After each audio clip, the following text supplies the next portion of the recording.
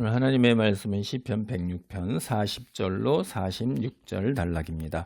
시편 106편이 하나님께 배도하는 그 이스라엘의 역사를 갖다 지금 회상하고 있는 거예요. 그래서 이제 그 이스라엘의 반역한 역사 속에서 하나님이 얼마나 그 은총을 베푸시고 그리고 구원으로 인도하시는가 하는 거를 간절히 간청하고 원하는 거예요. 이스라엘의 불신과 실패 속에서 과거를 잊지 않은 속에서 하나님의 그 구원의 은혜 그걸 이제 기대하는 겁니다. 새 출애굽을 기대하는 거예요. 그래서 포로로 끌려가는 바벨론 포로로 끌려가는 이야기 단락이 40절로 46절입니다. 그러므로 여호와께서 자기 백성에게 맹렬히 노하시며 자기의 유업을 미워하사 그들을 이방 나라의 손에 넘기심에 그들을 미워하는 자들이 그들을 다스렸도다. 그들이 원수들의 압박을 받고 그들의 수하에 복종하게 되었도다. 이게 이제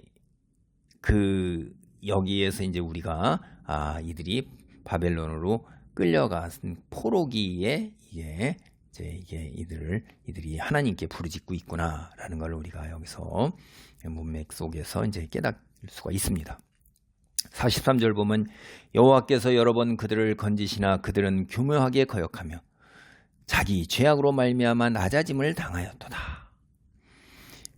여러분 사실 이게 이제 이스라엘이 출애굽 이후에 하나님과 시내산에서 언약을 맺었단 말이에요. 그래서 여호와 이럴 때 그 하나님의 그 이름 중에서 여호와라는 게 언약의 하나님이란 말이에요. 이스라엘에게 우리가 시내산에서 하나님 말씀 안에 머물고 하나님만을 섬기기로 하고 들어가는 가나안 땅에 이방 신들 우상 숭배하지 아니하고 또 그들과 교류하지 아니하고 그들과 교류하게 되면 물들게 돼 있어요. 선은 악에게 물들게 돼 있지 선이 악을 현실 속에서 극복하고 이런 거는 그거는 굉장히 드문 경우입니다. 우리의 능력의 부족함으로 인해서 성령의 역사 아닌다면은 그건 가능한 이야기가 아니에요. 인간은 도저히 그냥 대부분 우리가 틈을 보이게 되고 쓰러지게 돼 있어요. 그래서 악을 멀리해야 되는 거잖아요. 아예 생각조차도 안 하고 근처 그 범위 내에 들어오지 않도록 해야 되는 거예요. 그래서 하나님께서 그 우리의 부족함과 연약함을 너무나도 잘 아시기 때문에 멸절시키게 하시는 겁니다. 그리고 이제 그 멸절 속에서는 하나님이 430여 년 동안 기다리시고 그들이 회개하고 돌아오시기를 그 가나안 이방 또는 정독 같은데 분수 그 때가 목이 차면 죄가 그런 거 때가 이르는 거예요. 그게 이제 소돔과 고모라입니다. 하나님께서 무조건 멸절하고 그들을 치고 심판하는 게 아니에요. 지금도 종말의 때에 하나님께서 이스라엘에 예수님이 오신 이후로 벌써 2000년이 지났을 때도 하나님께서 계속 연장하면서 기다리고 계시잖아요. 이게 하나님이 즉각적으로 다 심판하시는 게 아니라 그게 자비와 긍휼이에요. 기회를 주는데 그 기회가 이제 드디어 마지막 모계까지 죄가 찼을 땐 더 이상 준엄한 심판이 있는 겁니다.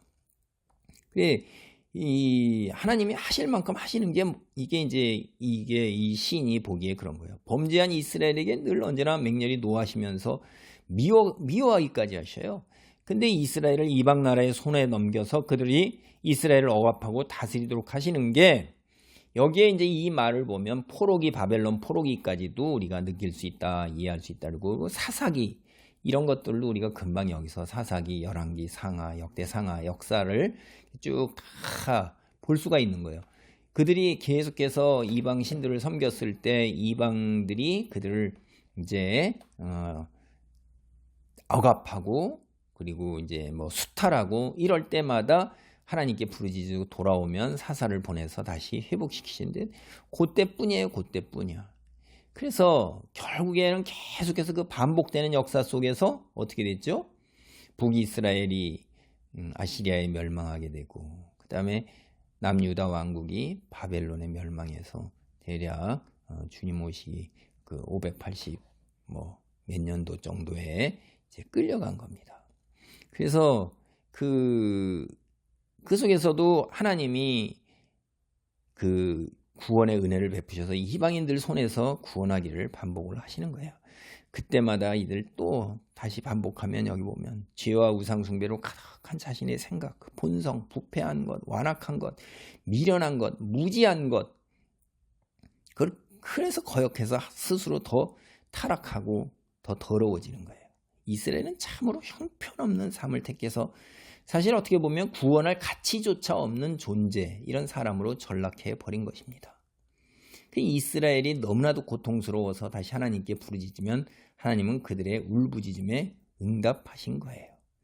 그리고 그들과 맺은 언약, 그 신의 산 언약, 이후 이제 모세 언약이라고 그러죠. 다윗 언약, 이런 것들을 기억하셔서 그들에게 자비를 베푸셔서 억압하는 자들에게서 해방시키셨습니다. 하나님은 억압하는 자들에게, 억압당하는 자들,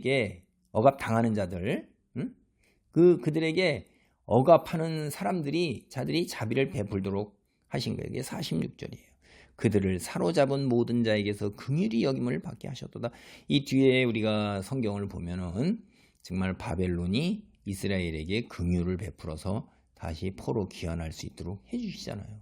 그 무슨 조건이나 뭐 이런 게 없어요. 그냥 하나님이 왕의 마음을 이렇게 붙드셔서 그렇게 하는 거죠. 그래서 고통스러워서 울부짖으면 하나님이 그들의 울부짖음에 그 언약을 기억하시고 그 인자하심을 따라 이렇게 하셨다 하는 게 출애굽기 2장 23절로 25절 우리가 생각납니다. 출애굽기 보면요, 여러 후에 애굽 왕은 죽었고 이스라엘 자손은 고된 노동으로 말미암아 탄식하며 부르짖니 그 고된 노동으로 말미암아 부르짖는 소리가 하나님께 상달된지라. 하나님이 그들의 고통 소리를 들으시고 하나님이 아브라함과 이삭과 야곱에게 세운 그의 언약을 기억하사 하나님이 이스라엘 자손을 돌보셨고 하나님이 그들을 기억하셨더라. 기억하셨다 하는 말은 성경에서는 하나님의 현현이고 임재입니다. 은혜를 베푸시는 거예요. 그래 다시 이게 이제 이 모세를 부르셔가지고서 이제 가라고 그러시잖아요. 9절을 보면 3장 9절 이제 가라 이스라엘 자손의 부르짖음이 내게 달하고 애굽 사람이 그들을 괴롭히는 학대도 내가 보았으니 이제 내가 너를 바로에게 보내어 너에게 내 백성 이스라엘 자손을 애굽에서 인도하여 내게 하리라. 이렇게 해서 출애굽의 역사가 이루어진 겁니다. 이게 출애굽이 이루어지는 그 역사의 시작, 이런 것들을 이제 여기에서 우리가 또 느낄 수가 있어요. 근데 하나님이 이스라엘을 이렇게 출애굽해서 구원해냈는데 결국에는 어떻게 돼요?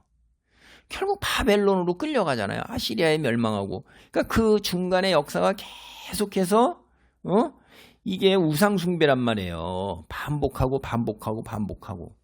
왜 이런 이스라엘의 역사가 성경에 나오고 있을까요? 그럼 우리의 모습이에요, 그게. 이게 이제 거기 이스라엘 자손들로 우리는 조상과 달라, 이런 이야기를 하는 것이 성경에 곳곳에 나옵니다. 우리 신약시대 우리도 우린 이스라엘 사람들하고 달라. 과연 그럴까요? 우리는 그리스도인이라서 예수님 복음 믿는 사람이라서 이스라엘 사람하고 달라. 이스라엘 사람하고 달라서 우리는 오로지 하나님을 향한 전심으로 하나님을 향한 그 마음으로 이 땅에서 살아가고 있습니까? 그게 이제 한번 생각을 해보세요. 하나님이 이스라엘을 아무리 구원하시고 자비를 베푸셔도 그들은 경건함으로 이르지 못했어요. 시간이 지날수록 더 타락하면 평안과 현실에서의 풍요로움과 축복에 안주하면 안주할수록 세상으로 더 향했어요. 결국 그들의 구원은 하나님의 자비, 헤세드에 달려있는 거예요.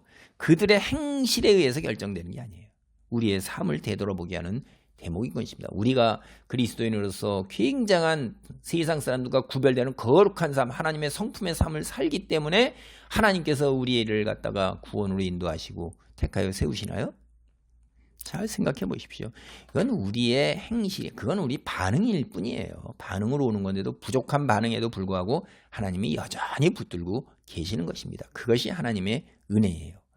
할렐루야. 하나님 감사합니다. 우리의 부족함에도 연약함에도 무지함에도 부패한 심성에도 불구하고 하나님께서 손을 내밀어서 우리를 붙들고 계시는 것을 다시 한번 오늘 본문을 통하여 깨닫습니다. 이스라엘의 역사가 바로 나의 삶의 전 과정에서 일어나는 부패한 심성으로 인한 타락이 반복되는 것 다를 바가 없음을 깨닫습니다. 이 죄인을 용서하시고 아버지 어둠의 세력으로부터 악한 어둠의 추종자들과 그들의 세력과 세상 풍조로부터 아버지 해방시켜 주시고 늘 주님의 구원 안에 머물며 하나님 말씀 안에서 순종하고 의지하고 하나님 영원한 시간에 이때어 이 세상의 것들을 다 내려놓게 하옵소서. 세상의 것들이 나를 어찌하지 못하도록 주여 세상 모든 것들로부터 아버지 하나님이여 넘어서게 능력을 덧입혀 주시옵소서. 함께하여 주옵소서. 주님 홀로 영광 받으시기를 바라옵고 예수님의 이름으로 기도하옵나이다. 아멘.